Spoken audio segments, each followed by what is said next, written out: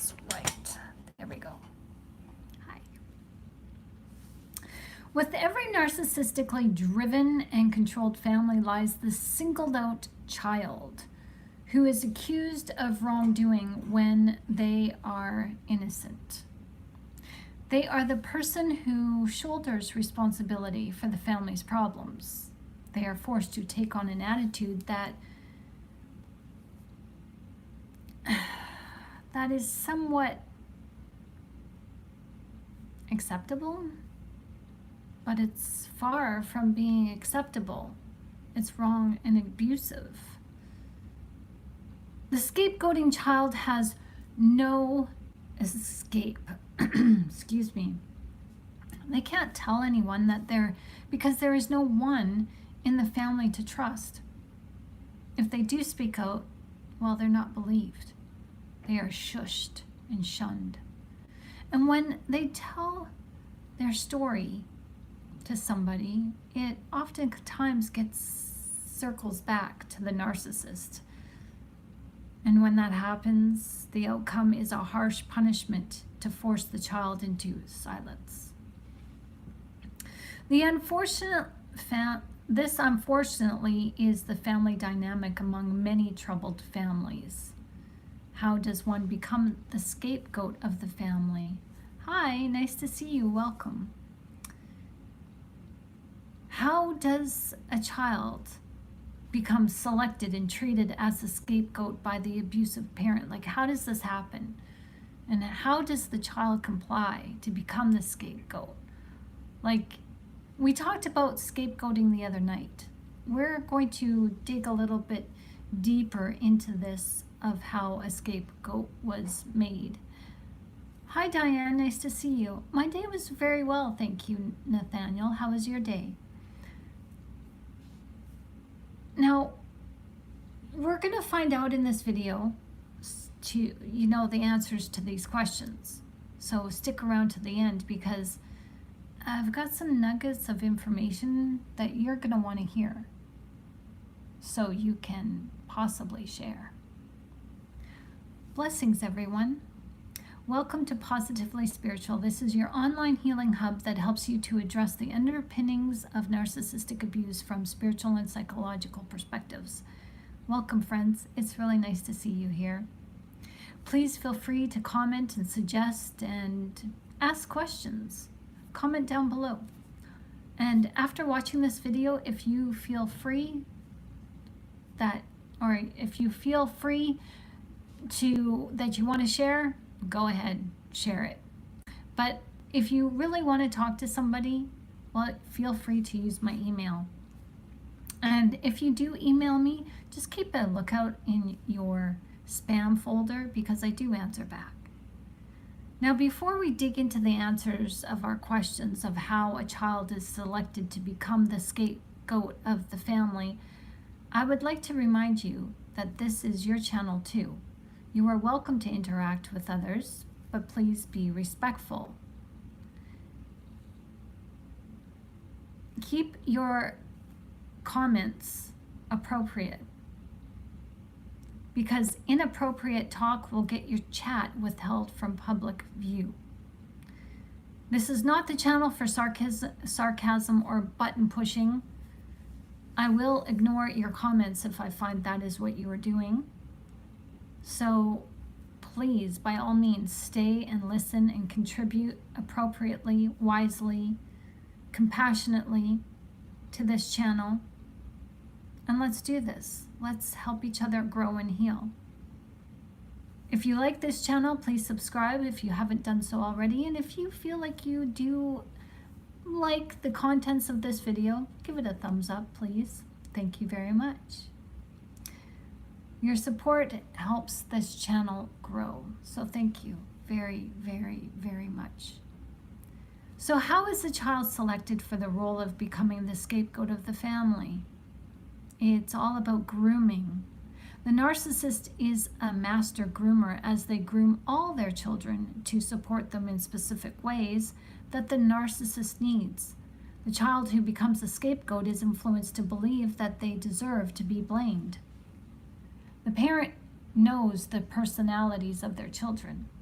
And the child who is groomed to take the blame for the family's problems usually has a specific personality that the narcissist takes advantage of. See, the narcissist frowns upon kindness. They see compassion as a weakness. And the narcissist targets the child who shows empathy and patience and who has a giving nature. The child is sensitive to other people's feelings and needs. And the narcissist knows that their feelings are easily hurt, as they naturally feel emotions and express them naturally and openly. They are a giving individual more than they are taking. And the narcissist is really like spot on. They're aware of this. See, the narcissist sees this in their child, and they begin to influence their child in subtle ways, leading the child to believe that they are undeserving and maybe a little bit too naive for their own good. The narcissist sees the child's innocence as both a liability and an opportunity. Hi, Razor. Did you post something about blessing? Not yet in this video. I have some news about blessing, and I will reserve that to the end of the video. I did post in the community channel a final picture that I took of him last night, because sadly he's no longer with us. So, but there's lessons in that. So, and thank you for asking. Good to see you, Razorvard. Hope everybody has had a wonderful day, and you know, now that we're officially back at it in the week as everybody's over their holidays. Yes, it's very sad, but I'm very thankful. And I'm thankful for your guys' support. You know, you guys were so encouraging. You guys asked about him, and he left knowing he was loved. I prayed about it, and God told me it was time for him to go there, because he came for a lesson. He came to teach me a lesson. So his life was not in vain. No. I was meant to find him last week. So I'm very happy. I'm happy. He's buried in the backyard, and you know, we just thank him for the little blessing that he was. So back to the video, the parents know their kids really well. And the narcissist sees in their child things that rub the narcissist raw. The narcissist isn't kind and caring and compassionate, and so they single out the child who is. The narcissist is not taking an interest in this child for any benevolent purposes. See, like I said, the narcissist sees these character traits as flaws, as it's both a liability and an opportunity, and the child is forced then to accept maltreatment of their parent. Their parent becomes their bully, as the child is led to believe that they are not worthy of their parents' love and attention. And doing this video today, like writing out the, you know, just doing some writing and fleshing out my ideas for this video tonight, I have to say I was hit with some aha moments of my past that I never considered. So this might be a trigger warning for you guys, but I'm here to help, and we're here in a safe place. So let us approach this topic of scapegoating with healing and a little bit of compassion for ourselves, because we talked about scapegoating a few nights ago, but this is really getting into the nuts and bolts of it, of why a child is scapegoated. like how a child is made, and like to become a scapegoater. And when you think about the diabolical nature of the parent, it's like, wow. They use everybody for their own means. And thanks for the heart, thanks for the love and the sadness. Don't be sad, everything's okay. Blessing our little mascot, our little squirrel mascot. He was just too weak. His face was growing, and he was kind of, he was active enough, but his body just, he wasn't growing. He wasn't fattening and plumping up. So Diane says, my sweet loving sister was my mom's scapegoat and slave. Yeah.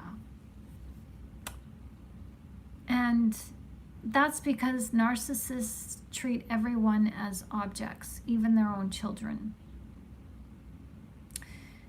The narcissist is inconsistent with this singled out child because they think that their child of being lesser and is not as worthy as the other children in the family. This child who is made to become the scapegoat is thought as the lesser object. Now, because the child is not like the toxic parents, as they are anything but, their personality, the personality of this child doesn't match their parent. And the parent seeks out to disengage themselves from their own flesh and blood, being careful not to be too obvious about it, especially among other family members. The narcissist gives the child bare minimum treatment and affection when in the company of others, but when alone, the child is left on their own. These inconsistent patterns of attention and affection, coupled with abandonment or isolation, being left alone, the child then is left to wonder if they did something wrong, as they grow to feel like they are deserving of being ignored and treated badly. My heart goes out to people who have been scapegoated, and most of us have been. I mean, just because you're in a relationship with a narcissist, in a partnership with them, what they do to you is nothing more than scapegoating. They project all their responsibilities onto you, and they force you to bear the brunt of it. I mean, if a narcissist, like, okay, so the narcissist is in your company and they're your life partner and they get a speeding ticket. Guess who has to fork over that speeding ticket? You have to fork over the money for that speeding ticket, or you're the one that has to bear the burden of budgeting your bills and grocery money around just to accommodate that speeding ticket. Normally, if you're in a divorce or some sort of family court with the narcissist, you're made to pay. You're made to pay the court fees. You're the scapegoat. When it's the narcissist that does all these double dealings and forces your hand to go to court and fight for custody for your kids, you end up paying. And not just necessarily in money either. I mean, your reputation is ruined and tarnished, and it's just a freaking mess with the narcissist. The child is left to feel lesser, and they feel like they can do nothing right. They feel like they are not deserving, like their siblings are. And when the narcissist parent finds fault in this young one, this is the closest form of bonding this child will ever receive. And sometimes when the parent pays them attention, even though it's negative attention, it feels good for that child. Acknowledgement to the child is better than having no acknowledgement at all. Getting blamed and yelled at is better than the silent treatment. Being called out by the parent is better than to be not addressed at all and ignored. It's the psychological mantra that offers the brain its chemical fix. Negative attention is better than no attention at all. So if you find yourself feeling like you have been scapegoated in a relationship, you're not alone. And this video is for you. Hi, Kara. Nice to see you.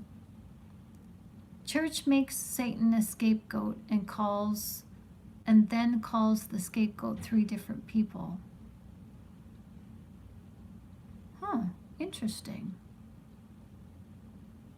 Interesting. What are your guys' thoughts on that comment? I like it. So here on this channel, we are here to help what has happened to you make a little bit more sense. It isn't easy taking the blame.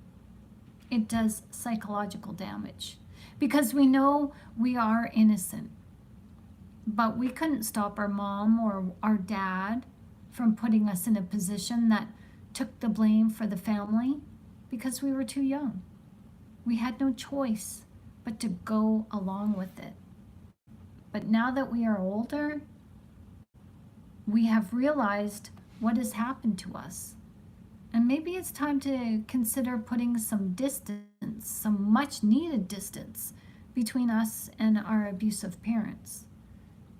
We don't tell you what to do on this channel. We just help you come to a decision for yourself because only you know what's best for you. But I myself, I have let go of my parents. And that's hard to do. I've let go of friends and family because I'm done. I'm done taking the blame. I'm not held responsible for my parents' mistakes. They had me. It was their responsibility to take care of me, and they didn't. But just because I decided that for myself isn't necessarily the right decision for you. There are no wrong answers. There's no wrong questions on this channel. So feel free to ask, learn, and grow here because we're family. And this family feels good. So we're here to heal ourselves. And we're here to learn what the hell happened. Because most of us are scapegoat survivors. It's not a nice title, I know. But the toxic relationship with the narcissist in our adulthood demands that the narcissist target one, I don't even know what I said there.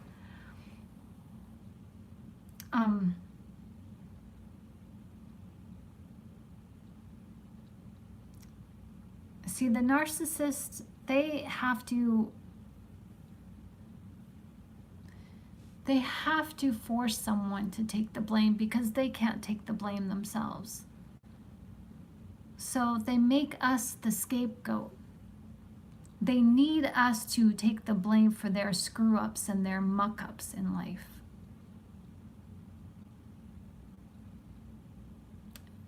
You'll come to a point in your life where you'll say enough is enough. Being groomed by a narcissist causes self-doubt as we give into self-limiting beliefs. It's a survival mechanism. We know this now, but we don't need those mechanisms of survival to survive anymore. The narcissist cannot handle your light. That's the point. Your light is everything that they are not. I know this is hard to hear when we are talking about people we love, but our family members, for goodness sakes, our flesh and blood, we think that they should know better, but they don't know better. And I'm here to tell you that blood is not thicker than water. And understanding why the narcissist is hell-bent on abusing those closest to them, this is your opportunity to set yourself free from confusion that seemingly, and those seemingly unanswered questions. Why me? Why did my parents bully me? Why did my parents pick on me? Why did my parents blame me for everything that went wrong when it's not my fault? Well, first of all, let's just cut the air right now. You did nothing wrong. Okay? You didn't do anything wrong. You are not flawed. You are not faulty. You are not damaged. You are perfect. Oh, yes, you are. I will argue that point forever and a day. You are perfect. Even in all your imperfections, you are perfect in your imperfections. You are perfect in your humanity. And see, this is the thing. You withstood some really, really horrible abuses that were not your fault. And you survived. The abuse happened to you because the narcissist did not protect you from themselves. They did not protect you from their own psychological issues and emotional problems because they didn't know how to protect themselves from themselves. Is that excusing their behavior? No. It's helping you to understand their behavior so you can understand your own, so you can heal. It doesn't make it right what they did, and it certainly doesn't excuse their behavior.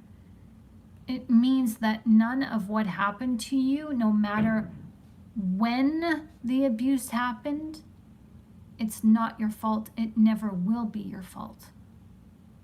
Can you handle that?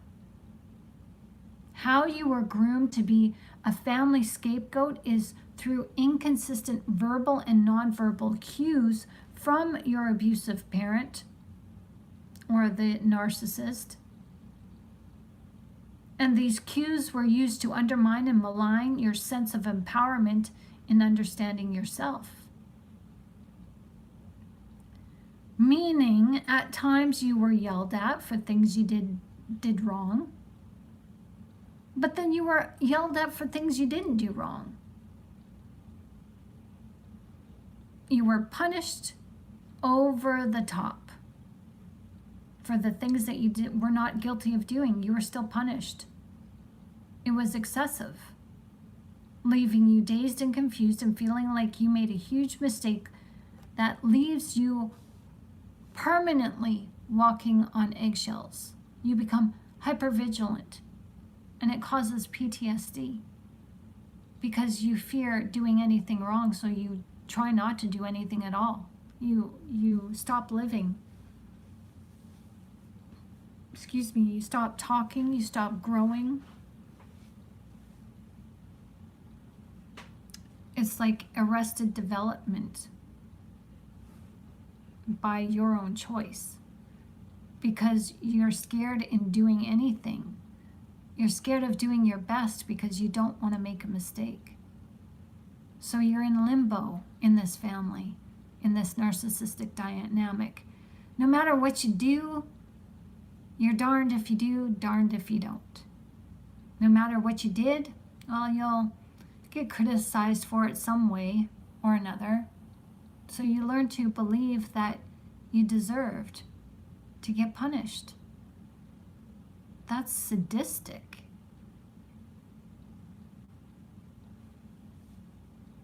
An example of this, like what this would look like in as a child, just look at this from the perspective of the child who doesn't clean their room. Well, the child may clean their room a few times or doesn't clean their room a few times, and the child ignores the mess.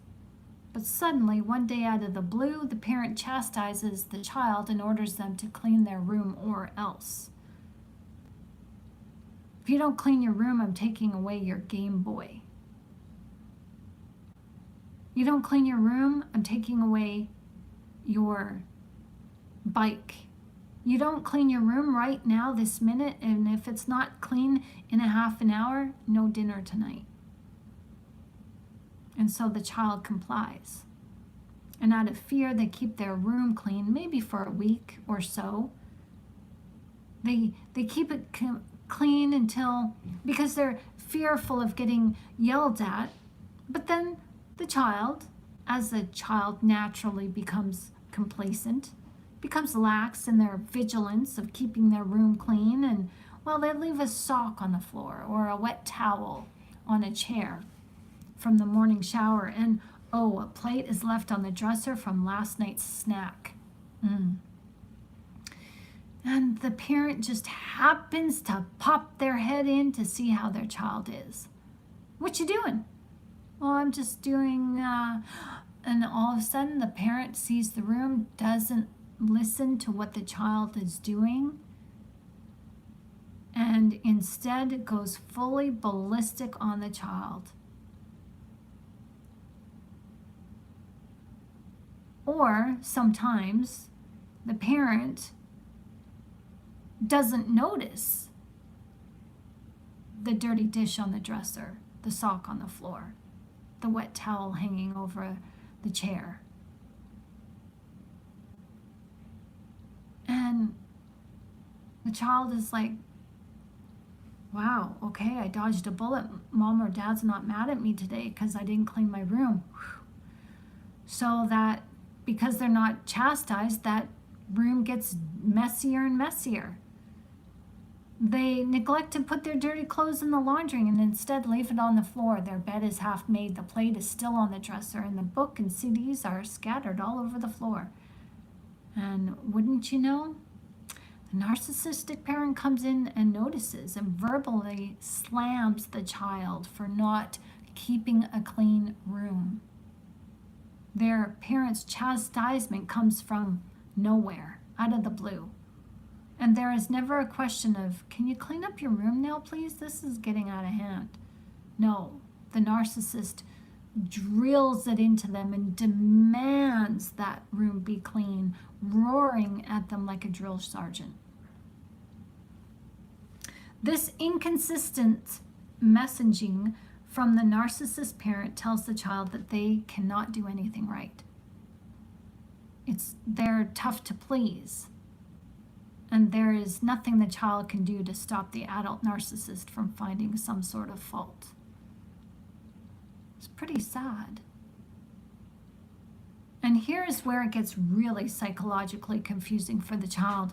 The scapegoated child believes that they do not deserve what the other children deserve, especially when the other siblings are never reprimanded about their rooms. They don't get punished for doing wrong things, as the other children in the family are treated positively. Because the other children are being groomed to become narcissists, or they're being groomed to be flying monkeys. There's always a double standard in the family with narcissists who make a child to be the scapegoat. And the child is already feeling like they already get too much in the family, while the narcissist gives very little to the child because the siblings get more. The other children are given gifts, rewarded for cleaning their rooms, rewarded for getting an A on their report card, but the scapegoat child believes that they do not deserve what their siblings get.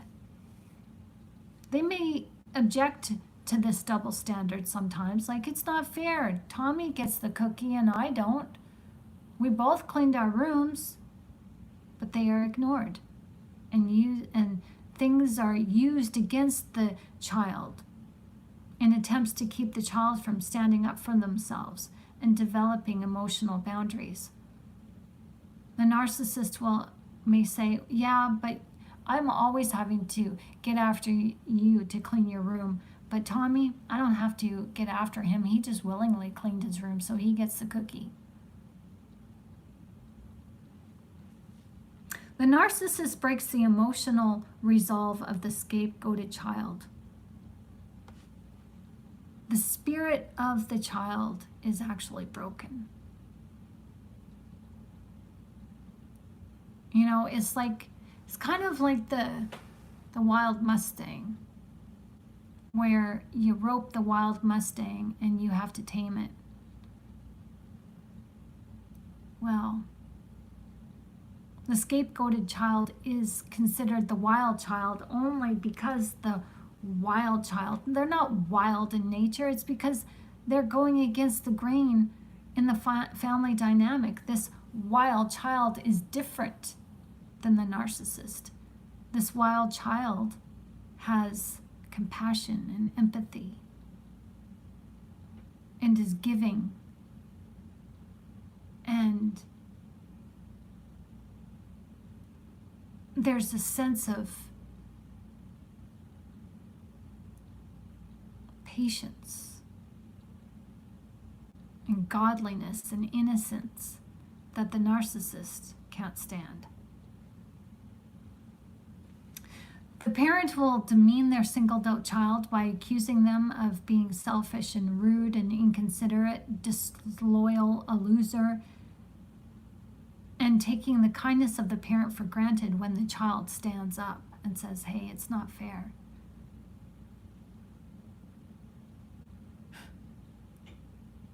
The narcissist invalidates the child's verbal needs and dehumanizes their child, forcing their child into a vow of silence against maltreatment. Can you see yourself in this? Just thinking back, I can see myself in it, and I'm no longer mad, but I'm disappointed. I'm disappointed in parents and people in positions of power because they can do better. They should do better, and they don't.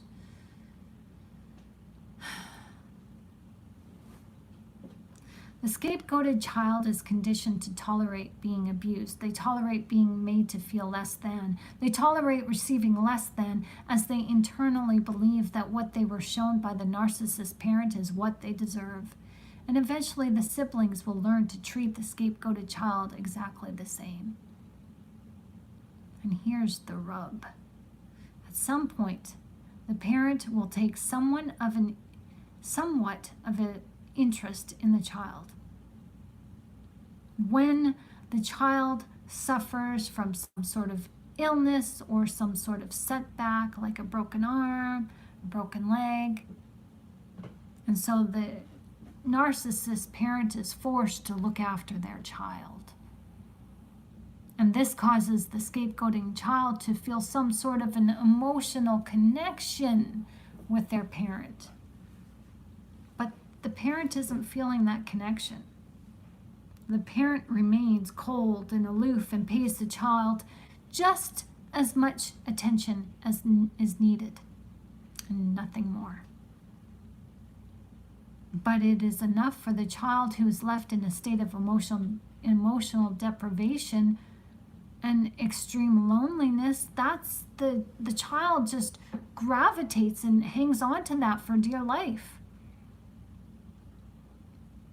All they see is mommy or daddy is paying attention to me. Wow, we've got something going here.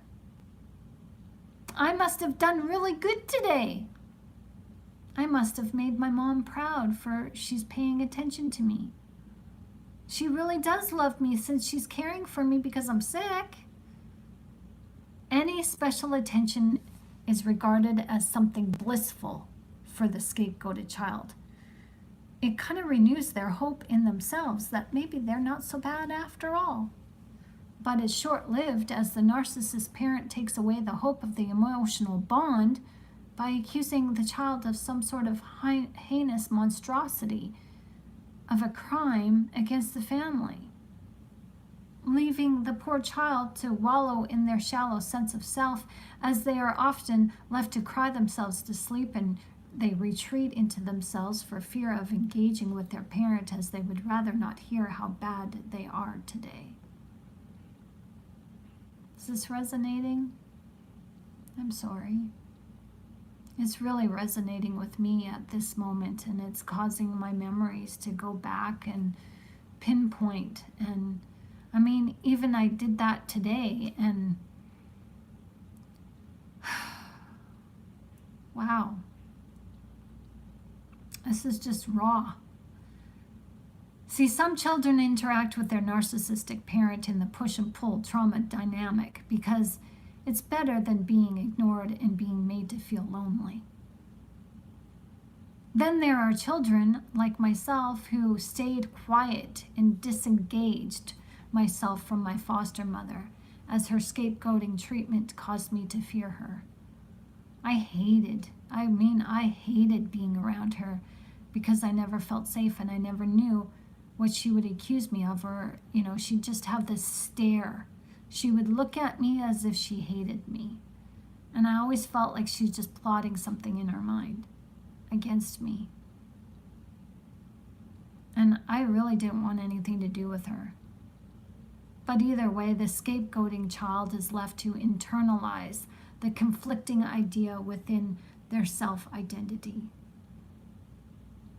And this follows us through our lives into adulthood, into adult relationships with other narcissists, where we meet a narcissist and they treat us the same way as what we have been familiar with in our past.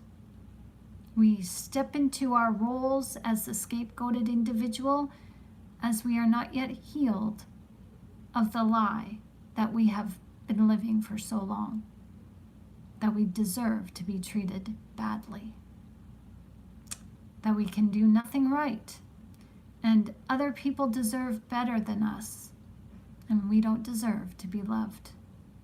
Any closeness we desire comes when the narcissist is injured or in emotional need, and we offer ourselves to them in attempts to bridge that gap that we feel in the relationship.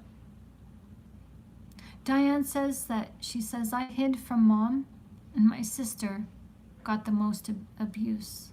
I'm sorry, girl. It's hard, isn't it?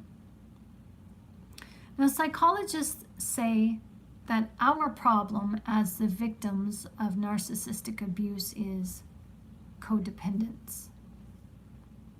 I think it has to do more with conditioning that we were forced into. We were scapegoated. Codependent relationships are necessary. Yes, our sense of healthy boundaries have been eroded, and that we then have to learn how to nurture ourselves and parent ourselves to get those boundaries back, or to instill those boundaries we never had, because we've learned to become a scapegoat to ourselves. We have learned to use our autonomy to comply with the narcissist abuse, as we have learned to believe their lies.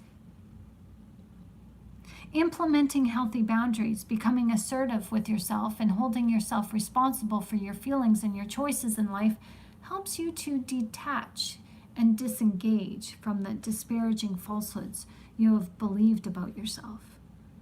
You are love as you are loved. You may not feel this, but you are worthy, and I am deeply sorry that you had to endure this. I'm sorry that your family, your spouse, your children, your friends have scapegoated you. This is something that you don't deserve. But this video shows you why it's happened, because you're not like them. You do deserve better than them. You deserve to have somebody do right by you, because you are deserving of love as you are deserving of you. And I just want to say that you're going to get this. You're going to heal, and it's going to take some time. But believe in yourself, because God believes in you. And I believe in you. And I'm glad you're here. And I hope that this video will offer you some sort of hope. So how do you overcome scapegoating? Well, Is there a direct way to do this? We talked about that in the other video of scapegoating. But I personally have some ebooks that I have created just for you on the subject of assertiveness. Hi Kent, nice to see you. Misery loves company, reject it. Absolutely. Well said. Good advice. And Diane says, yes, we will all heal. Absolutely, we will. We're on that healing journey right now, and we're not stopping. We're an unstoppable force right now. And you can find books on assertiveness, anger management, practicing impermanence, and radical acceptance, as I do also have e-courses that will help you understand the burnout when it comes to dealing with narcissistic abuse. You can check out what I have to offer on my Ko-Fi channel in the description of this video. You already are overcoming so much. You are learning to love yourself, so keep going. You're doing a great job. And I bet you don't hear that very often now, do you? Well, you've got this. And all of us here on this channel, we're here to champion your success. So reach out to us. Holler down below, make a comment, or email me if you like. And I just want to say that in making this video, you guys have helped me. I had no idea I was going to talk about scapegoating again. I thought I was done. And I stumbled on some information, and I felt led by God to share this with you. And I'm more educated now on scapegoating than I ever was, and I can put a name to what happened to me. I used to say that I just went through the Cinderella complex. Accolades are few for the scapegoat, exactly. We don't know how to compliment ourselves, as we don't know how to take a compliment. It's uncomfortable. Get uncomfortable at being uncomfortable, because compliments are meant for you. I, through this video, am able to see where my personal roadblock has been. And I can accept now that I too was scapegoated. I went through the longest time just saying, yeah, I was the Cinderella. Cinderella do this, Cinderella do that. But I can really see how my foster parent groomed me, as she took away my identity and told me that I wasn't supposed to think or talk about my family. And I mean, my birth mother used me as a scapegoat. So now that I see and know who I am, this doesn't hit me as hard as it would. Like, if I would have understood this or came across this information a year ago, I would have been a bawling mess. This still would have hurt. But when you start unpacking the trauma and really looking at it through the eyes of the Lord, and honing in on your spirituality and doing the spiritual lessons, the spiritual heart work, then you can understand this, but it doesn't need to hurt. It really doesn't need to hurt you. Kent says, personal confidence is our refuge. They covet this most, so protect yourself. Absolutely, Ken. Thank you for that advice. That's wise. That's really wise. You know, oftentimes we don't have people in our corner. We're so isolated. We don't have people to champion our success, and we don't have people to give us sound advice. And so we go searching for that on our own, looking for intelligent narcissists who seem to give us advice, but only to use it against us. And when you see who you are, who you truly are, you're not going to allow yourself to think lesser of yourself, just because someone in your life thought otherwise. What your parents thought about you, how they treated you, what your narcissistic partner, spouse, friend thinks about you, you are not responsible for how they feel about themselves. And they are projecting onto you how they feel about themselves. That's on them, not on you.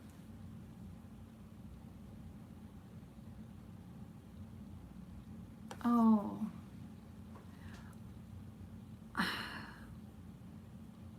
I'm sorry. I just had some deep insight that just flooded me from a different experience. See, before I thought I was going to come in late in this video because I was detained by somebody, and their announcement into my life today just kind of came out of the blue. And so I was talking with this person, and God just shared with me why this person, and I've been scapegoated by this person, but why they came to talk to me today. And it's because I said something to God, and I prayed for them, and this person came to me to make the situation right between us. But they're a narcissist, and I mean, I accept their apology, but I'm not turning my back on the narcissist. I mean, yeah, so I'm sorry for that.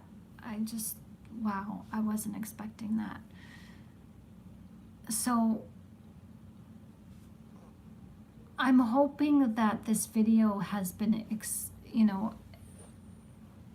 has been an experience for you in the way that God shows up for you and gives you an aha moment, gives you what I just had, some insight, some downloads that just come to you to share with you, to help you better assess and address the situations that you're going through. Yes, time can heal, prayer works, says Razor Vard. Yes, absolutely. I'm just, the events that, when you start to heal, it's like the narcissist can sense that. And so they do come back into your life and apologize and hoover you and love bomb you, because that's the narcissist needs, in order for them to be powerful in your life. They need your boundaries. They need healthy boundaries, because they see that as a challenge, and that's what they dismantle. They dismantle your healthy boundaries, and they leave you with none. So, yeah, wow, interesting. Diane agrees with Razor, and reading Psalms healed me a lot. Wow, yeah. There's nothing like turning to the Bible for comfort, right? I mean, sometimes I've just opened this up and I've read something and I just end up hugging it. I'm just like, thank you, Jesus. Our Bible is, oh, mine's falling apart. Oh my gosh.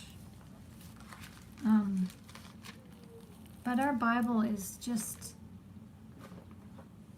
it's our safe space. Kent says, wind through the trees is something that connects me. Oh, yeah. God says that his voice is in the wind. His presence is in the wind. That's beautiful.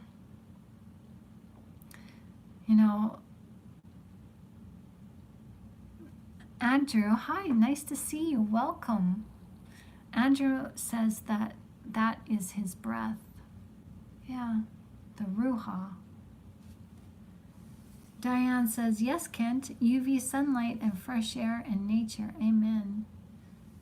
Andrew says, the wind. Yes. Oh. So, you know, I don't have much more to say on scapegoating. I just wanted to share with you guys the information, because when I stumbled on this information, I was just like, oh my gosh, I can relate. And putting a name to the abuse, it's validating. It validates your pain. It validates what you went through. Did you guys see that? Right behind me? A light? What's the timestamp? 51:06. Okay. There's been some weird things going on today ever since I was consulted or confronted with this narcissist before this video. My daughter had some spiritual things happen, so we've got some watchers, I think, going on here. But yeah, I wanted to just share this with you on scapegoating, because it is validating, but it also helps you to find direction as you turn to God and turn inwardly for your own acceptance. What do they think about when the scapegoat is unavailable? Yeah, exactly. They think nothing but bad things, I'm sure. Because what we've learned in other videos is that the narcissist objectifies people. And I think I talked about this last night, where the narcissist actually does not think of you as being on the outside of them. They think of you being on the inside of their mind to control. So just think about that from a parental experience, where the parent narcissist is like, you came from me, I own you. And so if the scapegoat is no longer available, then it's the scapegoat's fault for not being available. And the narcissist will make excuses. Well, I didn't need you anyways, and nobody loved you anyways, or whatever. Like, they will just, I've seen it. The narcissist will turn on their child in a heartbeat and disavow them and even disinherit them. So you cannot win with a narcissist. You have to just distance yourself emotionally and physically if you can. Yeah, you got to take care of yourself, because the narcissist has never taken care of you, and they never will. They never will, because they can't take responsibility for themselves. They can't own up to their mistakes. So on that note, Kent says, this infuriates them, absolutely. And Andrew says, the enemy will be in your own household, absolutely. God says that he comes to divide the household. And Kent says, they cannot hear. Exactly, Andrew. Father against son, mother against daughter. Absolutely. Yeah. And so everything happens for a reason. I know that's hard to hear, but it does. Including the news that I have to share with you guys tonight. Our little blessing, is no longer with us. Blessing was a 3-week-old squirrel, and I found him a week ago today in the heat of the summer as we were going through a heat wave, and he was abandoned by his mother, and I found him on somebody's driveway. And I picked him up and I nursed him as best as I could, and he seemed to be rallying, but he didn't make it. He was just too weak. And so there's learning lessons from that, and I'll share them with you. I'm writing them out, just putting them to paper right now. And today I went for a walk and I had a lot of insight from God. It's like you don't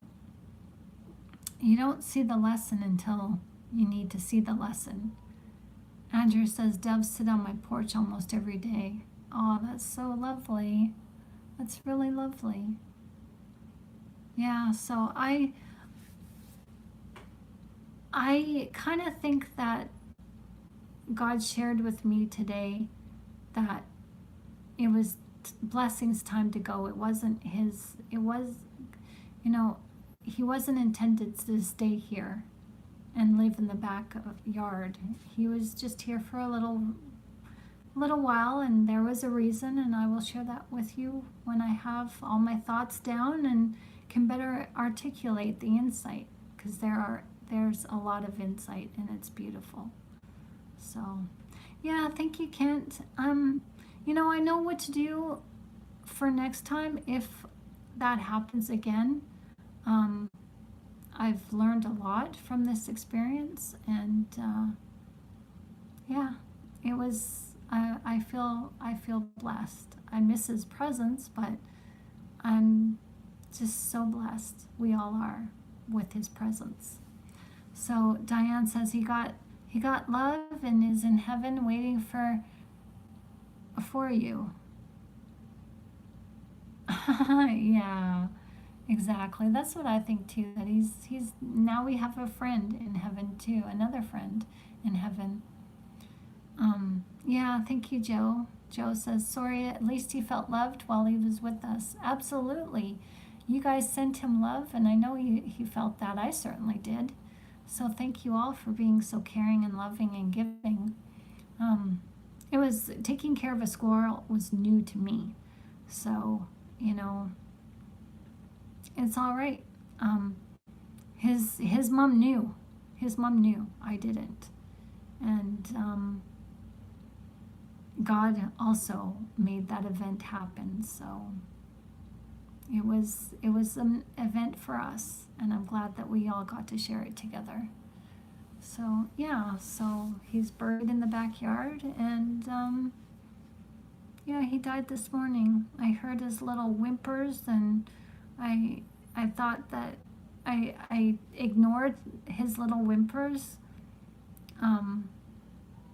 because I thought, yeah, like, I'm getting up, yeah, you want to eat, so I'm gonna get up, just give me 5 minutes. And 5 minutes he was quiet, and I fell back asleep for about a half an hour, and I went to check on him, and he was gone. So yeah, there's that. And yeah, now I can get some sleep. Exactly. I need it. But it was fun. I mean, it was a fun experience. And before it happened last week, I was thinking to myself, and I said to God, God, I'm having my dogs around me helped me to stay in touch with my unconditional love in me, and I want that back. And God gave that back to me. So I'm honored. It's, as I said then, as I will continue to say this, it was an honor. It was an honor. I mean, You see people making friends with squirrels all the time, and you know it's it's common, but not as common as we think. And I just, when wildlife accepts you as their friend, whether wildlife allows you to get close to them, allows you to see them, that's a blessing. It really is, because wildlife, all animals, all life, we're connected to. And taking care of God's creation just kind of makes you feel humble, It's like, even with you guys, we're taking care of each other, and I feel humble.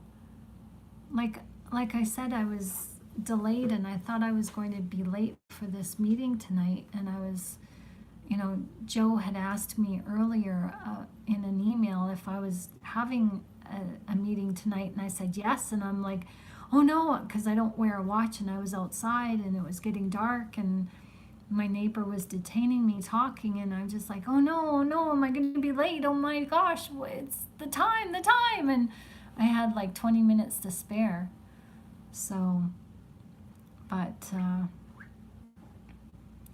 yeah, seeing a blue heron is very lucky, says Andrew, representing Jesus's presence. Oh wow, I've seen blue herons. I was seeing them often last year at the beach. Yeah, wow, I didn't know that. But yeah, so I think we're going to do a new schedule. And I'm thinking that tomorrow we'll have a day off. So tomorrow no live, but I'll try to put out a video tomorrow in the afternoon. But I'm thinking we'll start back on Thursday at 1 o'clock in the afternoon Eastern. And then I'll try to do another one for those of you who are working and can't watch during the day. I'll do another video at 5 p.m. Eastern.